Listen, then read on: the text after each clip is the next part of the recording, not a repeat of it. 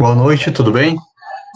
Nós vamos iniciar hoje a aula de elementos de máquinas. Eu espero que nós consigamos desenvolver uma atividade, de certa forma, bem proveitosa. Vamos aguardar alguns minutos para que os colegas possam entrar na sala também. O horário previsto é às 18h40, ainda é 18h36, então eu vou aguardar alguns minutos aí. Enquanto isso, vocês podem ficar aí na sala aguardando. Obrigado.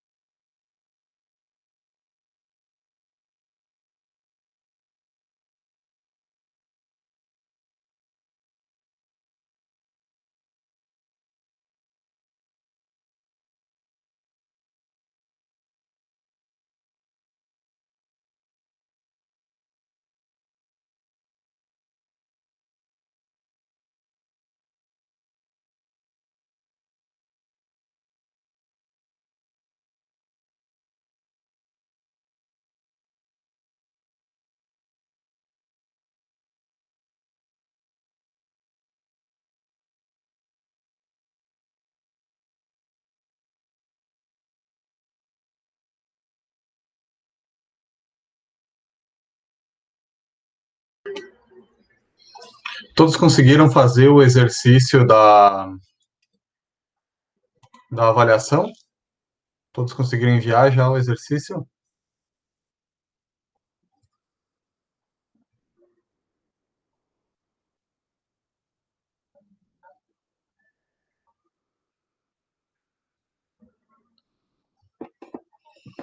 É importante que vocês, se tiverem alguma dúvida, vocês falem agora antes de iniciar a aula para que a gente possa ainda sanar essas dúvidas e vocês ainda conseguirem enviar. Claro que com um decréscimo na nota, mas consigam estar enviando o exercício ainda hoje ou amanhã para poder fazer a avaliação. No final da semana, eu vou eu vou estar fazendo. Vou estar recebendo, até o final de semana, vou estar recebendo esses exercícios.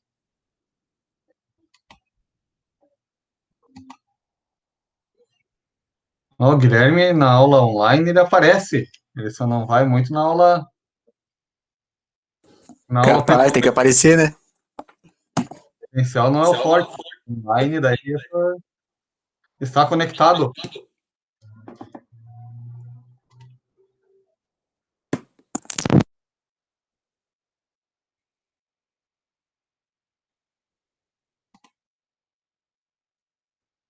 Então, pessoal, assim, ó, eu vou iniciando bem de leve aí a aula. Eu vou eu vou estar compartilhando com vocês a tela do meu computador com um livro para a gente fazer uma explicação a respeito do assunto e a gente ir discutindo alguns tópicos aí. Nós vamos começar no capítulo 5 hoje, falando de engrenagens. Eu tinha enviado para vocês o material alguns dias atrás, para vocês fazerem uma atividade, inclusive, ali respondendo tipos de engrenagem e assim por diante. Mas eu vou, como nós estamos tendo essa oportunidade de fazer essa aula ao vivo, eu vou estar fazendo, tirando algumas dúvidas e conversando um pouquinho com vocês para que nós possamos ter um ganho maior a respeito desse assunto, beleza? Deixa eu voltar aqui.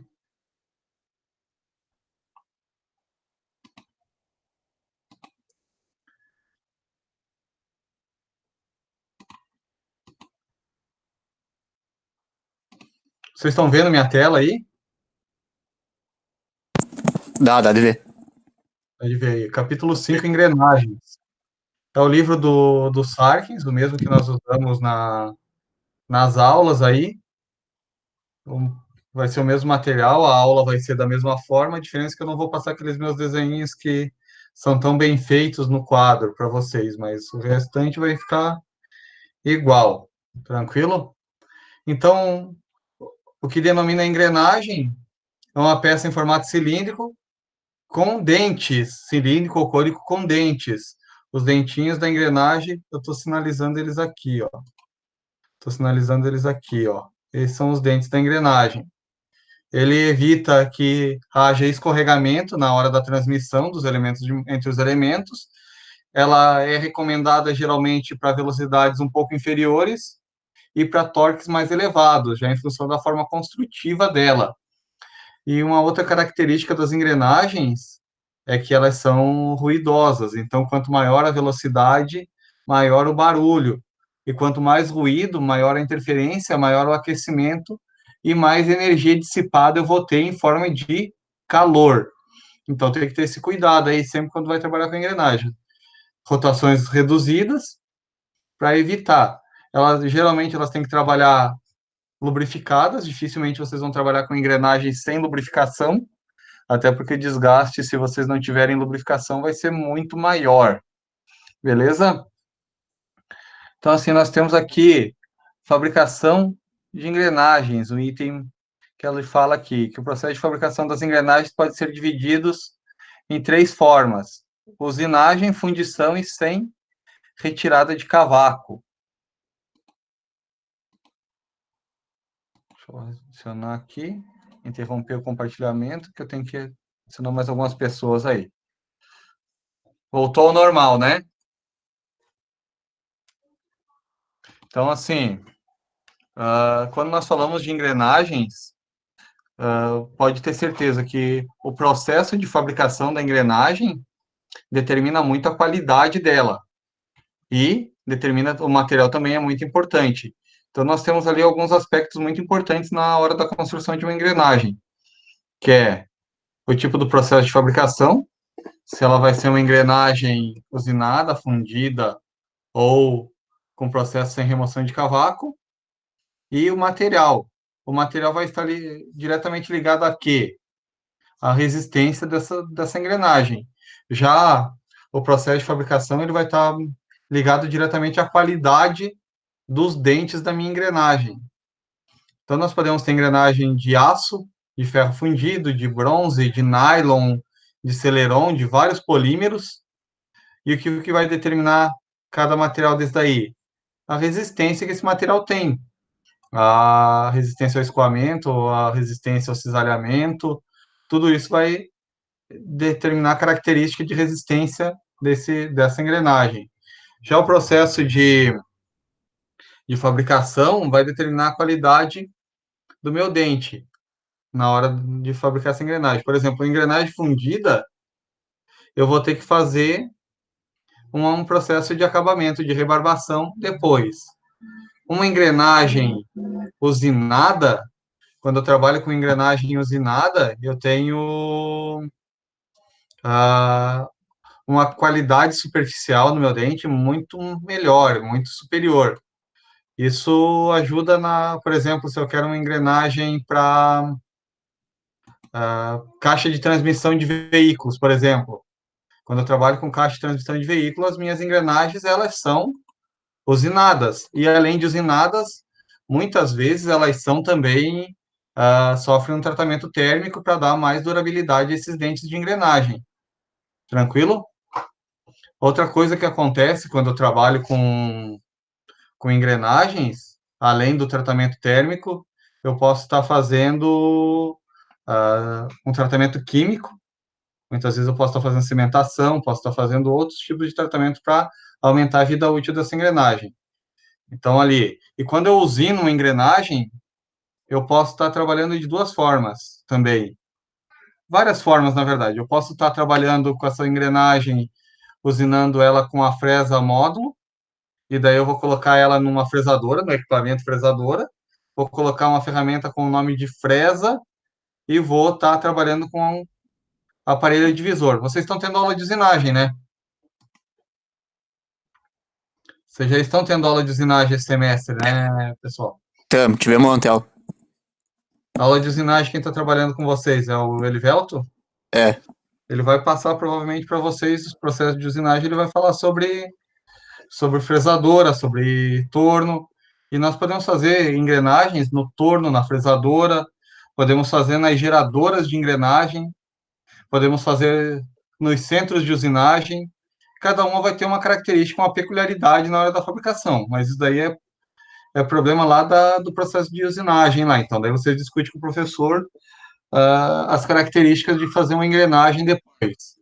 Já engrenagem sem remoção de cavaco, nós podemos ter engrenagens muito boas sem remoção de cavaco, que nós podemos estar fazendo através dos processos de eletroerosão, e daí isso é um processo muito caro, mas ela vai sair com um acabamento superficial muito bom, só que nós vamos conseguir fazer eletroerosão em materiais metálicos. Dificilmente nós vamos fazer em polímeros ou outros materiais. Nós podemos fazer também sem remoção de cavaco, no corte na eletroerosão com corte a fio. Isso também é um outro processo que vocês vão ver em usinagem.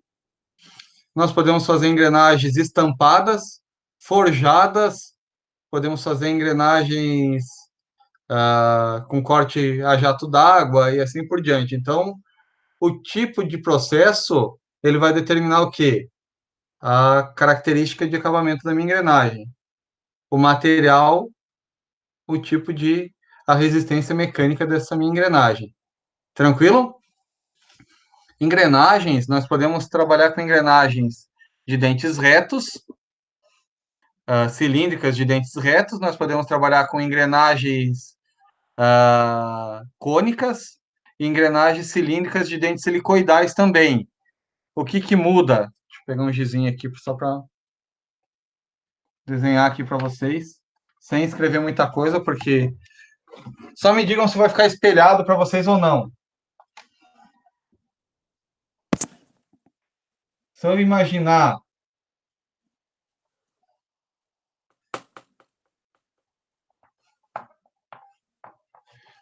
que isso daqui é uma engrenagem, ela é uma engrenagem cilíndrica, porque ela é de dentes retos. Isso daqui eu estou simbolizando os dentes da minha engrenagem, certo? Eu posso ter engrenagens cilíndricas. Aqui é a linha de centro da minha engrenagem. De dentes helicoidais. O que muda uma engrenagem cilíndrica de dentes retos para uma engrenagem cilíndrica de dentes helicoidais? A engrenagem cilíndrica de dentes helicoidais, ela vai diminuir o ruído da minha engrenagem. Para vocês terem ideia, numa caixa de transmissão automotiva, as marchas que fazem o carro andar para frente, elas são cilíndricas de dentes helicoidais. As engrenagens, a ré é uma engrenagem de dentes retos. Por isso que quando tu engata a ré e acelera, ela faz aquele ruído. E por isso que o pessoal fala que a ré tem mais força do que a primeira. Por quê? Porque em função do tipo construtivo da engrenagem, eu consigo a minha força tangencial, ela está a 90 graus do meu dente. Já numa engrenagem cilíndrica, eu tenho um ângulo de defasagem. Isso faz com que eu perda força na minha transmissão. Mas, em contrapartida, os meus dentes, eles engatam de forma gradativa, gradual, diminuindo o atrito e o ruído. Tranquilo? E eu tenho engrenagens cônicas. Como que é uma engrenagem cônica? Igual aquela engrenagem do diferencial de caminhão, por exemplo.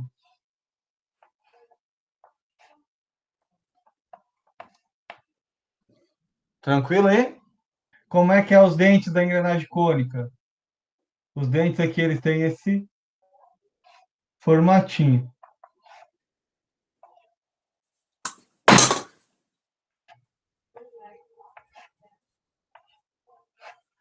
Tranquilo aí, pessoal?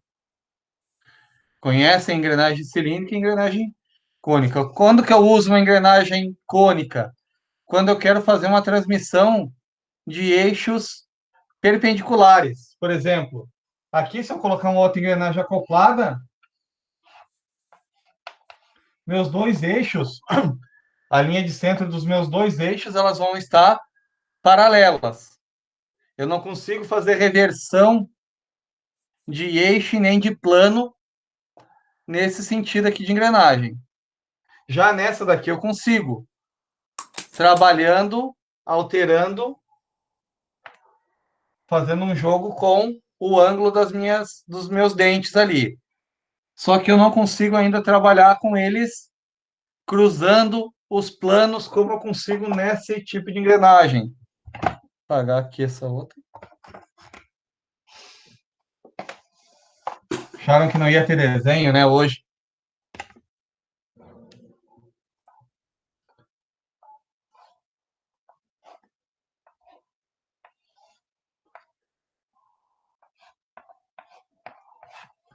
Perceberam aqui, ó?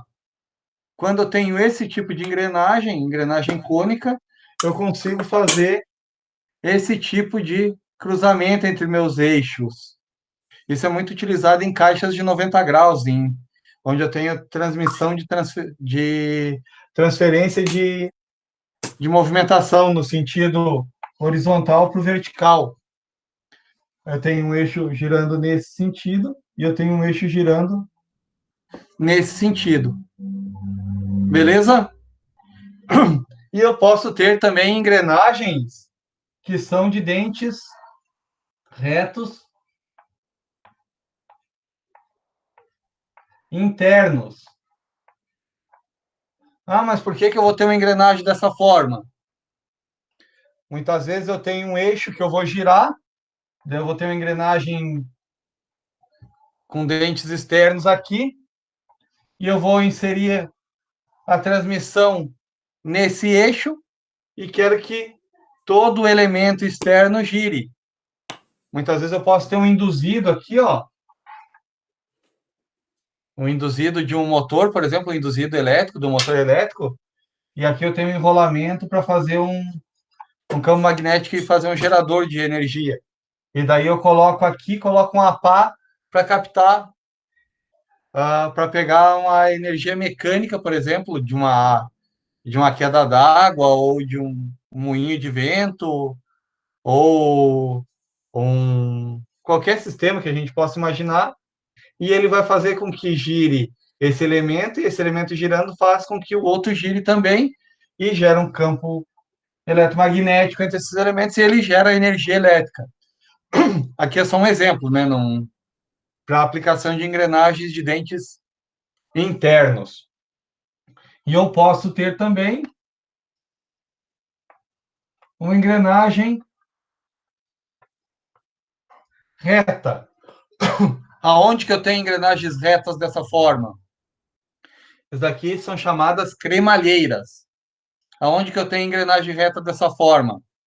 No portão elétrico da minha casa, Quando eu aciono o motor, ele tem uma cremalheira que faz com que movimente esse meu portão. Eu transformo um movimento circular em um movimento retilíneo. Beleza? Tranquilo aí sobre engrenagens? Agora o pessoal não pode dizer que está se atrasando por causa do ônibus, né? Essa agora tá manjada agora do ônibus. Não sou da cidade, daí agora caiu essa conversa, né? Pessoal, agora eu vou voltar pro livro ali, vou compartilhar de novo a tela para vocês.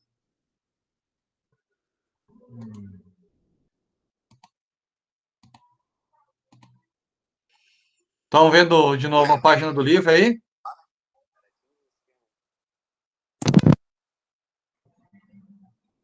Daí nós temos aqui os processos, foi o que nós falamos, qualidade de engrenagem, velocidade, relação de transmissão, são os assuntos que nós já abordamos aqui. E daí nós entramos no capítulo 6, engrenagens cilíndricas de dentes retos. Essas engrenagens, elas são as mais utilizadas, mais difundidas. Ó, nós temos aqui, ó, engrenagens cilíndricas de dentes retos de dentes externos, engrenagem cilíndrica de dentes retos com dentes internos, para quem não percebeu, ele não conseguiu ver meu desenho, e uma engrenagem cilíndrica e uma engrenagem reta, aqui uma cremalheira e uma engrenagem, todas de dentes retos. Beleza? Nós temos uma norma DIN, temos uma NBR, uma ASME, que dão a chancela para esse tipo de característica de engrenagem. Então, nós temos aqui nas engrenagens algumas informações muito importantes. A vantagem de dar aula aqui no livro é que daí facilita para mim na hora do desenho. Nós temos uma medida que é muito importante, que é esse D0 aqui, ó, que eu sublinhei ele. Essa medida, essa cota ali, ela é chamada de diâmetro primitivo. O que, que é o diâmetro primitivo da engrenagem? Se vocês olharem no desenho aqui de cima, o diâmetro primitivo, ó, D01 aqui, ó, ele está bem nessa linha ali de cima. E se vocês olharem aqui, ó, diâmetro primitivo 02, tá aqui. Se nós carregarmos essas linhas para frente, vocês vão perceber aqui, ó, que elas têm um ponto de intersecção, que elas têm um ponto onde elas estão se tocando.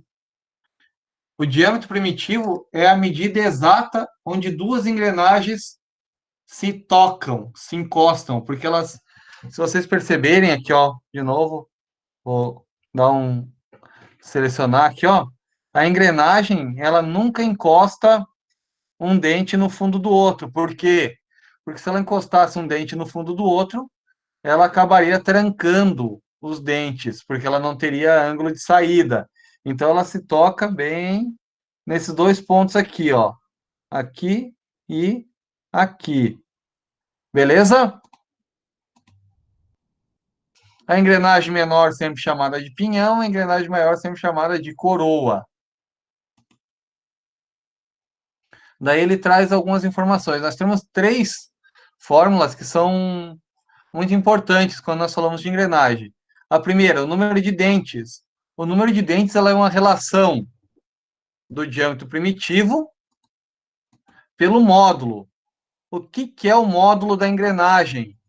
O módulo ele é uma medida que ele é adimensional, ele não tem unidade de medida, mas ele é proporcional quanto ao tamanho da engrenagem. Por exemplo, as engrenagens de módulo 1, elas vão ter os dentes todos simétricos. Eu consigo trabalhar com engrenagem de 5 dentes e uma engrenagem de 20 dentes, ou 100 dentes, ou 200 dentes, e eu vou conseguir acoplar uma na outra. E eles vão ter os dentes pequenos. Já uma engrenagem módulo 2, eu posso trabalhar também com engrenagem módulo 2 de um dente, de 200 dentes, e elas vão acoplar uma na outra. Já eu não posso acoplar duas engrenagens de 5 dentes, por exemplo, ou 10 dentes, uma com módulo 1 e outra com módulo 2. O módulo determina o tipo de engrenamento, o tamanho do dente para o engrenamento da engrenagem. Tranquilo? O pessoal não está falando nada, eu tô avançando. Então, número de dentes eu posso contar, só que muitas vezes eu estou projetando essa engrenagem, então eu não tenho ainda o número de dentes. Se eu vou fabricar uma engrenagem a partir de uma velha, eu vou lá e conto, muito mais fácil. Mas se eu não tenho essas informações, eu tenho, por exemplo, só a distância entre centros dela, eu vou ter que calcular o meu número de dentes. E o número de dentes é uma relação do diâmetro primitivo com o módulo. Já o módulo, ele é uma relação do diâmetro primitivo, do passo, perdão, do passo por π. O passo, o que que é?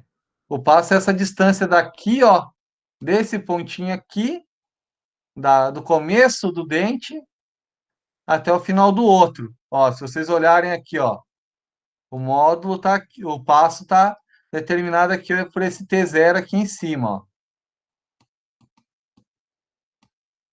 Esse T0 ali é o passo, e ele começa, ele tá mostrando ali no final de um dente e vai até no começo do outro. Esse é o passo da engrenagem, igual um passo de rosca. E o módulo é o quê? É esse passo dividido por 3,14, por π. Daí nós temos algumas informações que são a altura do dente, a altura total do dente, vão entre os dentes, se vocês olharem, tudo é determinado através do módulo. Do módulo, passo. E o passo é em função do módulo. Então, nós temos algumas informações que são muito importantes, que é diâmetro primitivo, módulo e número de dentes. Essas são as três informações mais importantes da minha engrenagem. Tranquilo? Daí nós temos todo o formulário aqui para trabalhar.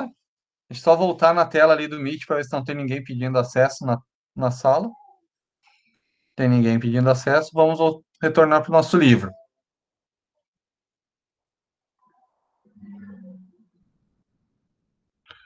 Daí ele tem aqui diâmetro primitivo, diâmetro de base, que não nos diz respeito agora. Dimensionamento. O que nós precisamos saber para dimensionar uma engrenagem? Eu não gosto de trabalhar primeiro esse critério de desgaste, que é essa fórmula aqui. Essa fórmula nós vamos trabalhar depois. Por quê? Porque primeiro nós temos outros pontos importantes a ser trabalhados. Ele fala aqui, ó, em algumas outras características, eu vou passar lá para um exemplo passo a passo, para nós podermos dar início ao tipo de dimensionamento. Isso aqui é importante também, ó, esse ponto aqui, ó, a relação entre largura da minha engrenagem e diâmetro primitivo. A largura e o diâmetro primitivo vão gerar para mim depois uma característica de volume de engrenagem. Em função delas, eu vou ter o volume da minha engrenagem, o tamanho da massa da minha engrenagem. Mas assim, ó, se eu divido a largura pelo meu diâmetro primitivo e ela dá maior ou igual a 1,2, o ideal é que eu utilize a minha engrenagem biapoiada, com apoio dos dois lados. O ideal é sempre usar biapoiada, na verdade. Mas se ela dá menor ou igual que esse volume menor ou igual que 0,75, eu posso estar utilizando ela em balanço. O que é em balanço? Apoiada só de um lado. Por exemplo, na carcaça de uma máquina e na outra ponta eu não tenho nada. Ela fica livre aqui, esse lado. Então tem que ter esse cuidado. Deixa eu só voltar ali mais um pouquinho para nós Ele fala aqui também da dureza dos materiais em Brinell. Ele fala de um fator de durabilidade que é em função de horas.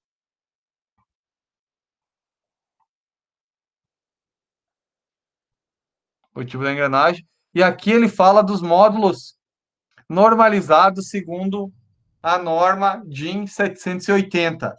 Isso é importante, por quê? Porque na hora de eu fabricar minha engrenagem, esses módulos vão determinar o tamanho da minha ferramenta que eu vou estar utilizando. Então, assim, ó, eu só consigo comprar ferramentas com módulos padronizados aqui, ó. Então, de 0,3 a 1, eu tenho módulo 0,3, 0,4, 0,5, 0,6, 0,7, 0,8, 0,9 e 1. Embora seja bem difícil achar módulos inferiores a 1, digo para vocês. Quem trabalha com módulos inferiores a 1 aí é microusinagem, relojoeiro e assim por diante. Deixa eu dar uma olhada ali que acho que tem alguém pedindo acesso. Então, o pessoal que trabalha com engrenagem com módulo inferior a 1 são quem trabalha com engrenagem, com usinagem de precisão, com usinagem com microusinagem, ou quem trabalha os ourives ali que fabricam relógios e assim por diante. De 1 a 4, o incremento do módulo é 0,25. Então eu tenho 1, depois 1,25, 1,5, 1,75, 2, 2,25, 2,5, 2,75, 3. 4 a 7, o incremento 0,5. Então 4,5, 5, 5,5, 6, 6,5, 7. De 7 a 16 é 1. Então 7, 8, 9, 10. De 16 a 24, 2. E ele vai aumentando o incremento.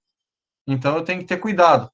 Uma engrenagem aí com o módulo 75, o meu dente, ele vai assumir uma característica e um tamanho próximo aí de 150 milímetros, quase. Então são dentes bem grandes. São engrenagens grandes, robustas. Então, só para vocês terem uma ideia do tamanho aí do dente. Daí ele fala aqui sobre a normalização dos módulos,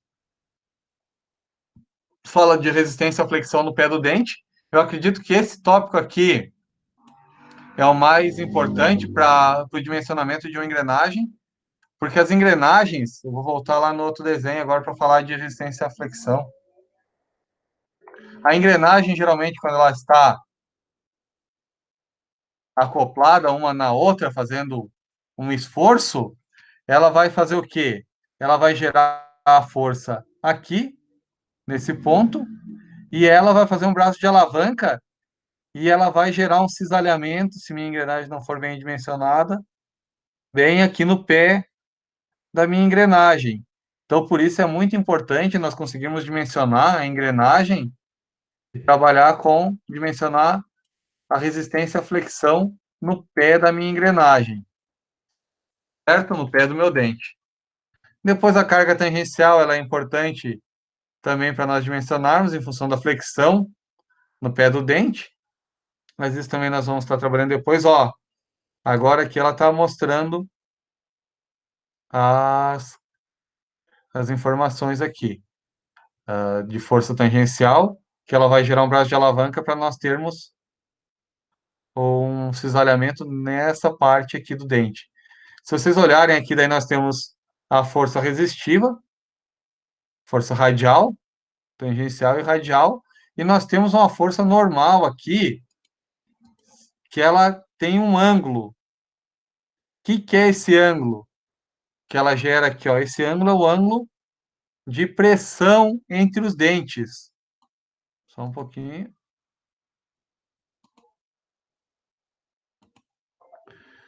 O ângulo de pressão entre os dentes. Como é que funciona esse ângulo de pressão?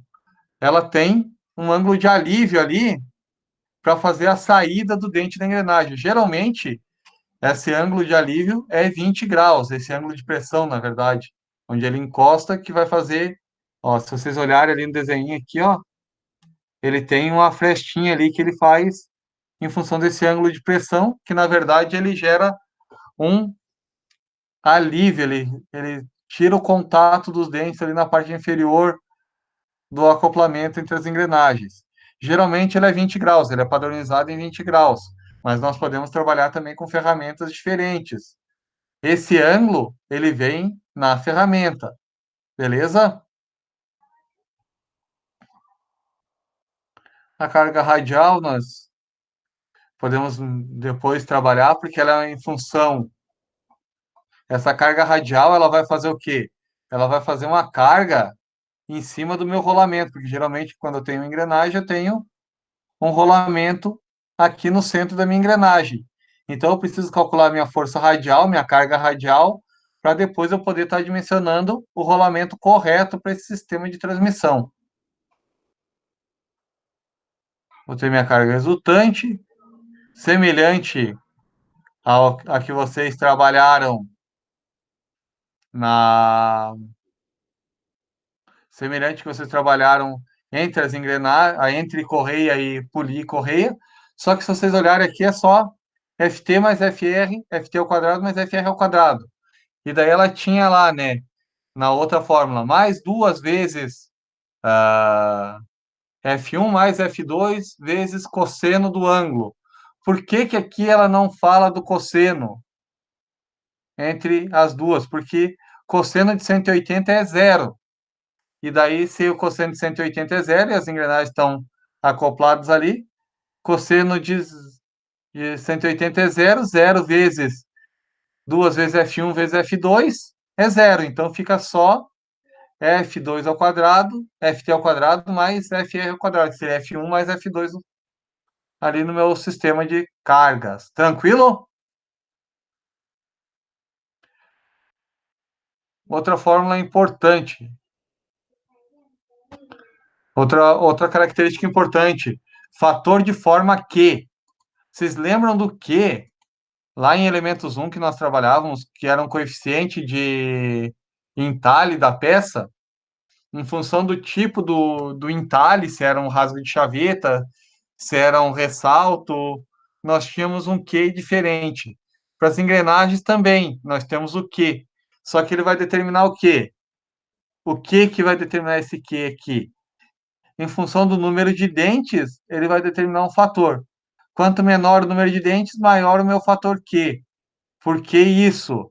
Porque quanto menor o número de dentes, mais esforço eu vou ter na minha transmissão ali. Os dentes vão ser maiores relativamente comparados com o restante da peça. Então, isso vai gerar uma carga ah, tangencial muito grande, uma força tangencial muito grande. Beleza?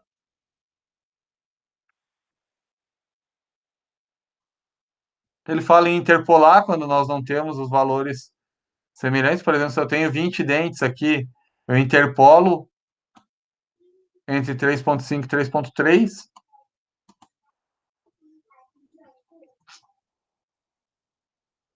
E daí eu tenho, muito importante, o fator de serviço. Então, eu tenho um fator de serviço AGMA, que é a Associação dos Fabricantes de Engrenagem Americanos. Então, G de Gear, de engrenagens, associação, e o M é de manufacturer, de fabricantes de engrenagem. Então, nós temos aqui a tabela 1 para motores elétricos ou turbinas. E daí nós temos a aplicação da engrenagem e o tipo de serviço, se é um serviço intermediário ou um serviço contínuo. Então, agitadores, alimentadores, bombas, britadores, classificadores, dragas, eixos de transmissão, e temos vários pontos aqui para a gente selecionar o tipo do fator de serviço. Tranquilo? Ó, são duas, três páginas ali só para determinar o coeficiente ali do fator de serviço. E daí ele tem uma outra tabela aqui para motores a combustão, né? Mas isso não se aplica muitas vezes nas nossas situações. Voltamos lá. Tem uma tabela aqui de conversão de dureza.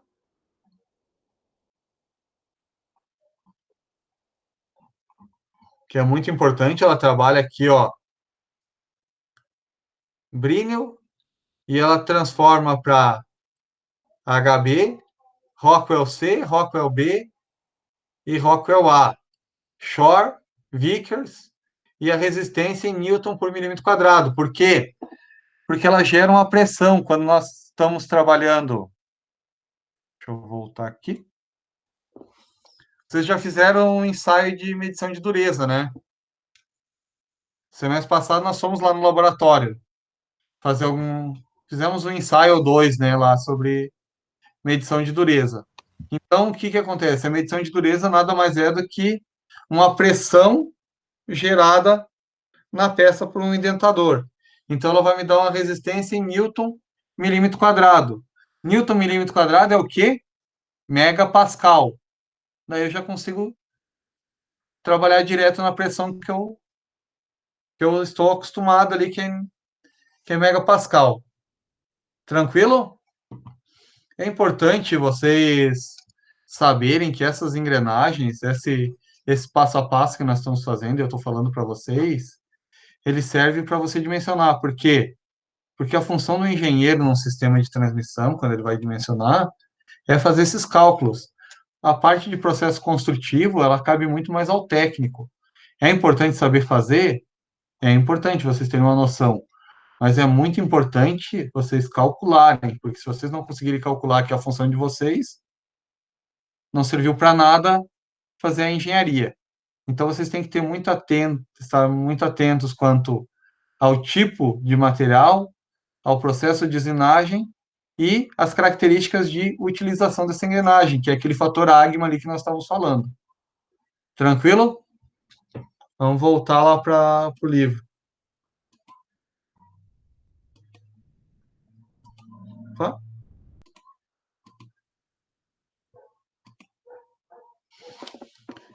Daí nós temos aqui a dureza medida em Brinell, megapascal, a resistência em megapascal, Rockwell A, B e C, que são as unidades de medida de dureza mais comuns, até porque a grande maioria dos durômetros, como vocês viram lá naquele dia, trabalham em Rockwell A, B e C. Nós temos aqui uma unidade de medida em Shore. O que que é Shore? Shore, ele trabalha com durezas de polímeros e borrachas. Então, não se aplica muito a aço e materiais metálicos. E nós temos uma escala em Vickers. Vickers, ele trabalha os mais diversos tipos de materiais. A diferença é que quando eu trabalho em Vickers, eu tenho que fazer um comparativo, eu tenho uma escalinha que além de fazer a perfuração com o edentador ali no sistema de medição do durômetro, eu tenho uma tabelinha que eu preciso olhar o quanto que penetrou aquele indentador na peça para depois eu poder ter a dureza. Daí ele acaba sendo um pouco mais complexa a medição, só que ela é mais completa também, ela faz a medição de vários outros, de todos os materiais, desde materiais mais moles até materiais mais duros, que é o que acontece com o Rockwell C aqui, por exemplo. Rockwell C são para materiais mais duros, B e A para materiais mais macios. Beleza? Daí eu tenho a tensão admissível em megapascal dos materiais. Então eu tenho ferro fundido cinzento, ferro fundido nodular, aço fundido, SAI, 1010, 1020, 1040, 1050, 4320, 4340, 8620, 8640. Então, assim, ó, geralmente os 86 eles são materiais com cromo níquel. Os 40 com cromo, 50 com níquel. E 1020, 1030, 1040, 1050 são aços ao carbono. Tranquilo? Cada um tem uma tensão admissível diferente um do outro, em função das características do material.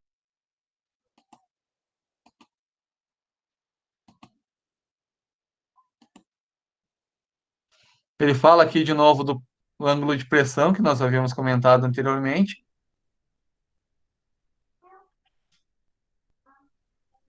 fala de engrenagens com perfil cicloidal. Quando nós trabalhamos com engrenagens de perfis cicloidais, é para quê? Com os dentes fazendo sempre o mesmo fechamento, ó. A minha engrenagem menor, o meu pinhão, ele é um quarto do tamanho da minha engrenagem maior, da minha coroa. Então, os dentes vão fazer um fechamento sempre semelhantes. Então, se eu tenho uma carga cíclica, o que que vai acontecer nessa minha engrenagem?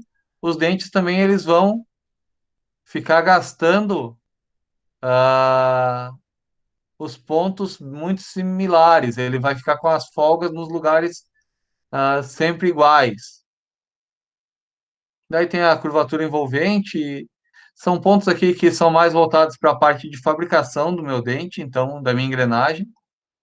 E daí nós vemos para o exercício resolvido aqui para o dimensionamento da engrenagem, que isso é o ponto importante. Beleza? Ele fala aqui dimensionamento de engrenagens. No dimensionamento de um par de engrenagens, o pinhão, que é a coroa, que é a engrenagem menor, é dimensionado, pois se o pinhão resistir, com certeza a minha coroa também resistirá, porque ela é maior e eles estão trabalhando juntos. Então, o primeiro caso é o quê? O torque no meu pinhão. Como que eu calculo? Ele está dando em milímetros aqui, ó, 30.000 vezes P. O que é esse P? A potência do motor em watts. Potência do motor em watts. O π, 3,14, e o N é a rotação do meu motor. Então, aqui eu vou ter o meu torque na engrenagem, no meu pinhão. Depois ele fala de relação de transmissão, Z2 sobre Z1. O que é o Z? Número de dentes. Número de dentes da engrenagem maior ou vice-versa. Daí ele fala de pressão admissível. Essa pressão admissível, para mim calcular a pressão admissível, antes eu preciso levar em consideração um fator de durabilidade da minha engrenagem, que é o tanto de tempo que ela vai trabalhar, quanto tempo ela vai trabalhar. Então eu tenho aqui, ó, o meu W, que é o fator de durabilidade, W, 60 vezes NP. O que é o NP? Rotação do pinhão vezes H. O que é esse H? O número de horas que minha engrenagem vai trabalhar. Dividido por 10 na 6. Na hora de eu calcular a minha pressão admissível, eu vou pegar esse W que eu calculei aqui, que é meu fator de durabilidade, e vou elevar ele a 1/6 para mim trabalhar a minha pressão admissível. E daí eu multiplico por uma constante, 0,487, dividido pelo meu H, vezes HB. O que é o HB? A dureza em Brinell. E daí eu já está mostrando aqui, ó, lá na página 108 tem a tabela da dureza em Brinell, da conversão. Depois o quarto passo, fator de serviço. Eu obtenho naquela tabela da AGMA, onde eu trabalho lá da página 103 a 107, que vai determinar o tipo do trabalho e as condições ali, se ele é um trabalho intermitente ou se ele é um trabalho contínuo. E daí eu já venho aqui para dimensionar o volume do meu pinhão. Por que é importante eu dimensionar esse volume do pinhão? Para mim saber, primeiro ponto, a massa dessa minha engrenagem, o tamanho da massa dessa minha engrenagem. Então eu tenho aqui B1 vezes D2 ao quadrado. B1 é o quê? Largura da minha engrenagem. Deixa eu voltar lá em cima para mostrar para vocês.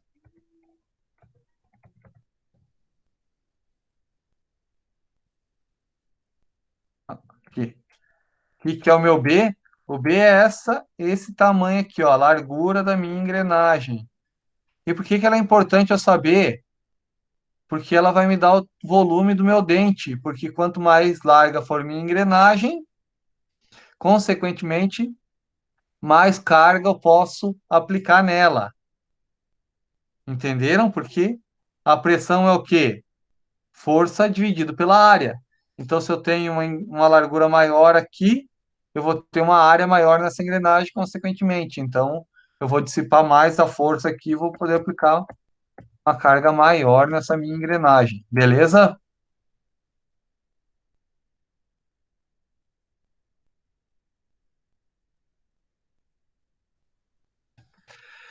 D01, lembrando que toda essa fórmula aqui, ela está se referindo ao meu pinhão.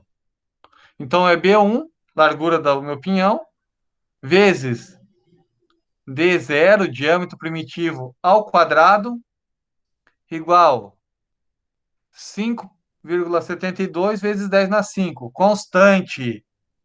Constante isso daqui. Para engrenagens de dentes retos. Engrenagem cilíndrica de dentes retos. Vezes o meu torque dividido pela minha pressão admissível, que eu calculei ali anteriormente. Vezes I. O que é o I? A minha relação de transmissão. Mais ou menos 1. Por que mais ou menos? Se meu acoplamento de engrenagens for externo, eu uso mais. Se ele for um acoplamento interno, se for engrenagem de dentes internos, eu uso menos.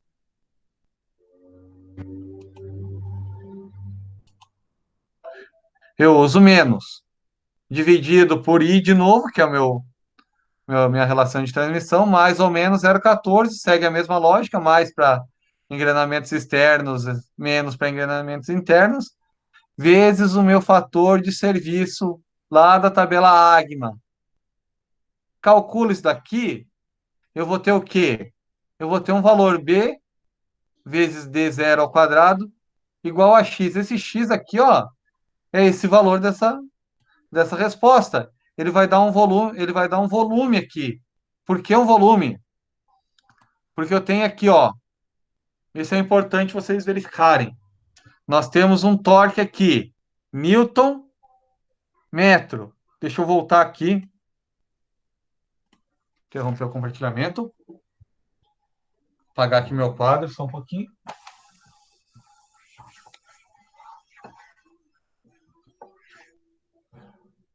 Só quero que tire uma dúvida aí e me diga se está espelhado ou não.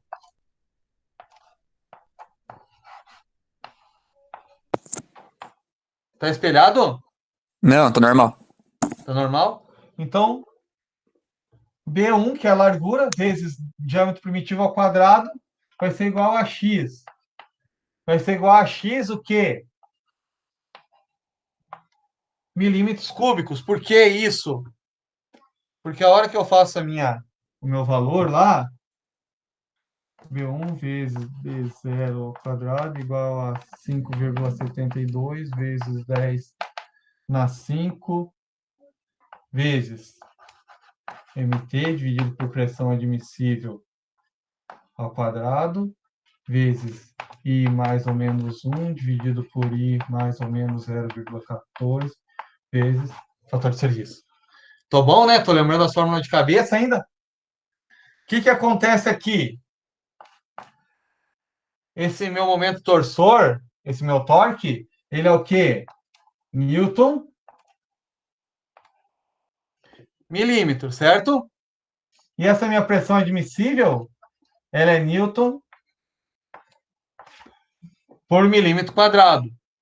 Então, corta, corta, ele está dividindo, ele vai passar aqui para cima, multiplicando. E daí, quando multiplico variáveis aqui, incógnitas, eu faço o quê? Mantenho a base e somo os expoentes. Saio com o meu valor ao cubo. E daí, como eu tenho aqui, ó, essa relação aqui, de B1 e D2, nós temos o quê? A largura, B é largura. Largura vai ser em milímetros. E o D0, que é o diâmetro, ele vai ser em milímetros. Como ele está ao quadrado, soma um aqui, vai ficar tudo na mesma unidade de medida. Certo? Só ver aqui que tem uma mensagem ali. Não? Não que, Josias, não consegui.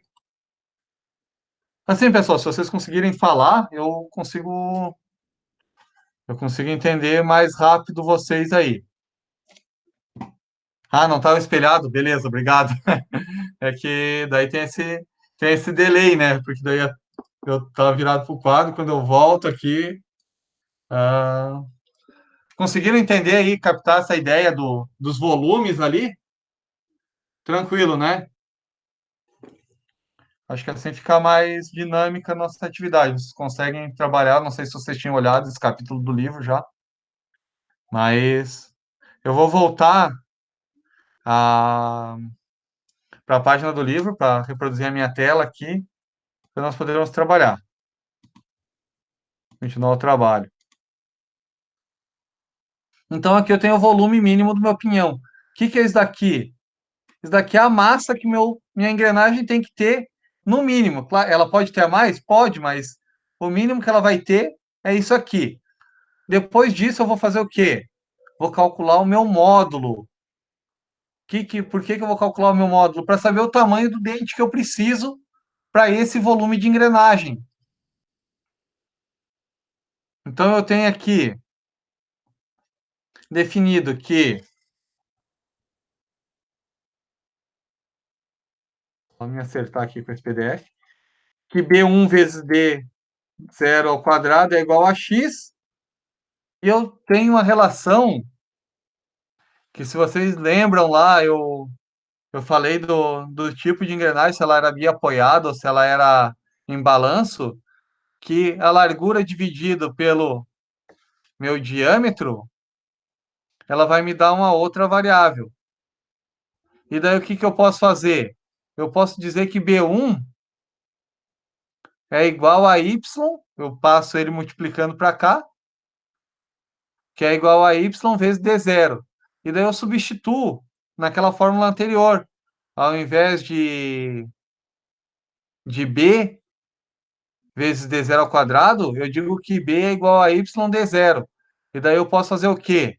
Eu posso agrupar os termos semelhantes aqui, jogar esse y dividindo para lá e voilá. Tenho o meu diâmetro primitivo aqui na fórmula. Daí, se eu tenho meu diâmetro primitivo, eu pego ele aqui, ó. O módulo de engrenamento é determinado pela expressão do diâmetro primitivo. Diâmetro primitivo é igual ao módulo vezes o número de dentes. Se eu já sei o diâmetro primitivo e eu tenho um módulo estipulado, eu posso fazer o quê? Tá fazendo minha interação para achar o número de dentes ou o módulo conforme eu queira. Beleza? E daí depois eu vou precisar, claro que se eu vou trabalhar com o meu módulo ou com o meu número de dentes, o número de dentes aqui, ó, ele nunca pode ser quebrado. Eu nunca vou ter 23 dentes e meio, então são sempre números inteiros. E o meu módulo, ele é padronizado, só daqueles valores que nós havíamos comentado antes. Então, quando eu tenho esse valor aqui, que eu acho nessa equação, eu tenho que ajustar para esses valores ficarem semelhantes. Então, não pode ser nenhum módulo quebrado também. E daí eu vou recalcular o meu diâmetro primitivo em função dessas informações. Achei esses valores, recalculei, eu vou fazer o quê? B1 igual ao valor daquela massa, do valor x, dividido pelo diâmetro primitivo ao quadrado. E daí eu acho a largura necessária para o meu dente de engrenagem. É um passo a passo bem simples. E daí assim, ó. Daí o que que eu vou precisar? Daí eu vou precisar calcular a minha força tangencial. Vou precisar calcular a minha força tangencial. Eu tenho meu fator de forma. Eu tenho a largura da minha engrenagem, o meu módulo, que vai determinar o tamanho do meu dente, o meu fator de serviço. E isso vai me gerar o quê? Uma tensão.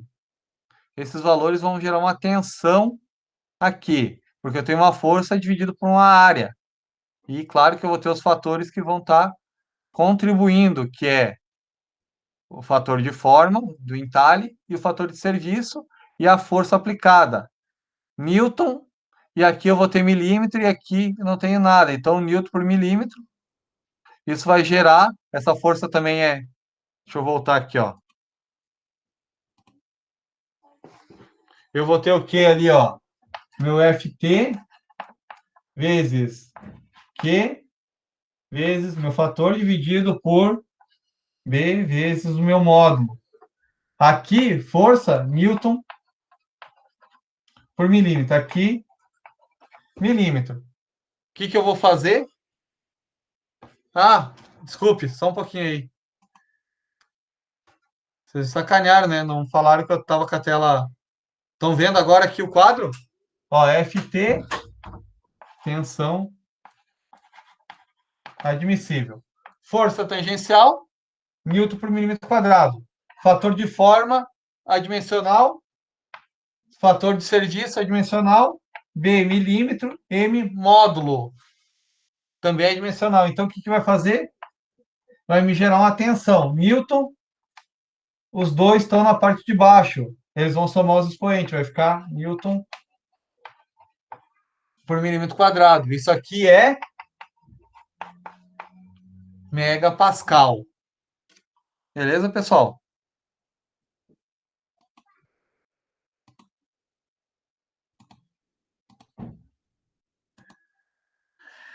E daí, o que eu vou fazer? Eu vou poder comparar essa tensão máxima no pé do meu dente com a tensão máxima admissível do meu material. E daí, o que vai acontecer? Se essa tensão aqui for maior que essa daqui, minha conta está errada. Meu dimensionamento está errado. Eu vou ter que alterar. Vou ter que alterar o quê? O volume da minha engrenagem para que minha força fique inferior à tensão do meu material. Beleza? E se ela for menor ou igual, beleza. Geralmente, o que acontece? Se esse valor aqui da tensão máxima for maior que o da tensão do material, eu altero o valor do B, aumenta a largura da minha engrenagem. Por quê? Porque se eu mexer aqui no módulo, eu vou ter que recalcular todo o diâmetro primitivo e assim por diante. Daí vai me dar mais trabalho. Beleza?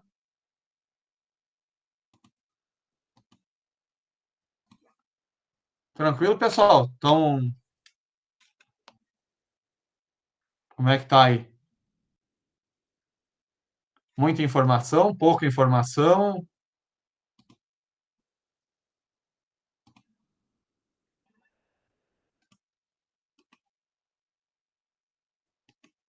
O que me dizem? Não dizem nada, morreram? É bastante informação, assim, eu entendo que é bastante informação, mas nós precisamos ter essa ideia aí para poder, vamos ter que trabalhar dessa forma para poder acelerar o nosso conteúdo, porque, infelizmente, é, é isso que nós vamos ter que trabalhar. Um pouco maçante mesmo, alguém falou ali, um pouco maçante, mas cálculo, se nós estivéssemos trabalhando em sala, ele, ele seria um pouco mais divertido, eu acredito, porque nós teríamos a interação ali, eu ia estar fazendo no quadro, mas, de certa forma, nós temos que estar trabalhando. Eu estou procurando passar o formulário para vocês e explicar de onde saem as fórmulas aqui nesse quadrinho para a gente conseguir entender o nosso, as nossas atividades. O que eu vou fazer para vocês agora, para não ficar tão maçante eu estar falando direto, eu vou deixar um exercício para vocês fazerem essa semana, e daí na próxima aula eu vou trazer ele resolvido e daí eu vou explicar para vocês também, a gente vai conversando na próxima aula aí. Ficou alguma dúvida, pessoal? Acredito que ficaram várias, mas o que eu posso fazer para sanar ou para minimizar essas? Já foi decidido como vai ser as provas? O pessoal já fez a prova, já mandou. Eu postei no sistema, lá no produção acadêmica, as provas de vocês eram aqueles 4 exercícios. A grande maioria do pessoal enviou para mim.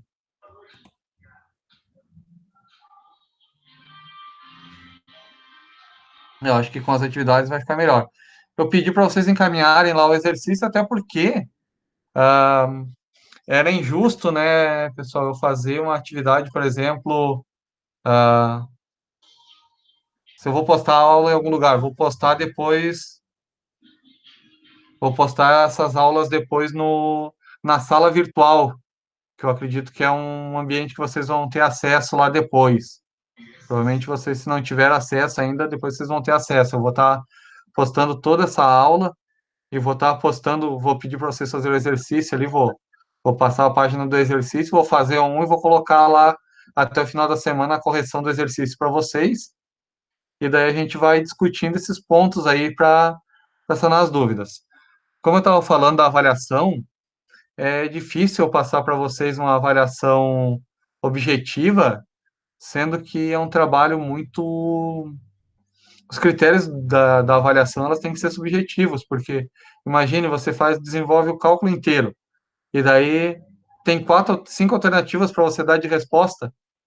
Acaba ficando, eu acredito que não é nem um pouco justo com quem faz toda a conta e muitas vezes errou só o resultado final. Daí eu dou errado para a conta do cara. E aquele, muitas vezes, o cara chega ali, dá uma olhada e fala, eu não vou resolver isso daí, só assinala qualquer resultado ali e acerta todas. Claro, mérito deles de ter chutado bem, mas acaba não sendo a forma mais justa. Então, assim, vocês encaminharam o exercício, eu estou fazendo a leitura deles, eu estou com bastante material ali para me fazer essa correção, ainda tem de vocês, tem de projetos também, que eu fiz da mesma forma, para poder fazer essa avaliação e postar as notas de vocês. Vou estar recebendo até o final da semana esse exercício ali, aqueles 4 exercícios que eu mandei para vocês ali, aquele trabalho. Claro que de agora em diante as notas elas vão ter um decréscimo, né? Porque não é nem justo com quem entregou no prazo entregar depois, mas eu vou estar recebendo e vou estar avaliando da mesma forma. Beleza? O livro, o exercício ali do livro, só um pouquinho, deixa eu achar a página.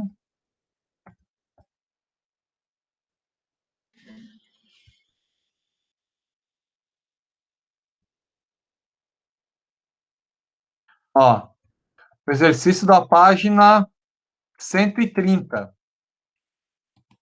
Eu vou deixar escrito lá, anotado para vocês lá. O exercício da página 130. Alguém perguntando aqui, o Josias perguntando, quando retorna às aulas? Se nós temos alguma informação. Pessoal, não, vou ser bem sincero para vocês, não tenho esperança que esse semestre volte às aulas. Tanto é que está sendo feito um investimento por parte da instituição para a gente poder ter essas aulas online aí, tá? Foi comprado essas licenças aí para nós podermos trabalhar com vocês, até porque não acredito realmente que nós vamos conseguir voltar esse semestre ou esse ano para aulas presenciais, em função do quê? A instituição tem mais de 5 mil alunos e se pede que evite aglomerações. Então, com esse volume de pessoas, eu acho bem difícil colocar 30 pessoas numa sala de aula ali de 60 metros quadrados ali, muitas vezes, não dá 2 metros quadrados para cada indivíduo. Então, não, não sei se nós retornamos quando que nós vamos retornar. A informação que eu tenho é que nós temos que usar da melhor forma possível esse canal. Vocês têm meu WhatsApp, tem meu material ali. E peço que vocês. Eu não vou pedir para vocês postarem agora, porque o exercício. Eu vou corrigir com vocês e vou pedir para vocês postarem na próxima semana o exercício, porque muitas vezes alguém ficou com dúvida, alguma coisa, e daí a gente corrige o exercício na próxima semana. Vocês fazem agora, eu corrijo com vocês na próxima semana, e daí eu dou um outro exercício, depois de tirar as dúvidas, para vocês postarem e fazer uma outra avaliaçãozinha ali, dar um pontinho que nem eu faço nas aulas presenciais mesmo. Beleza? Então, faça um exercício lá, por favor, da página 130. A gente vai conversando. Tenha uma boa semana. E qualquer dúvida, manda e-mail, manda um WhatsApp ali que a gente vai conversando. Beleza, pessoal? Uma boa noite, boa semana e até mais.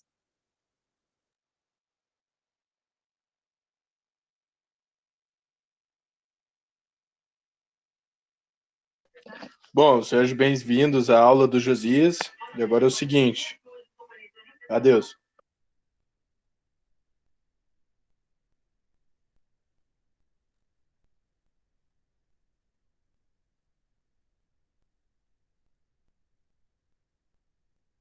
Quem não liberar o Boga vai reprovar na minha matéria.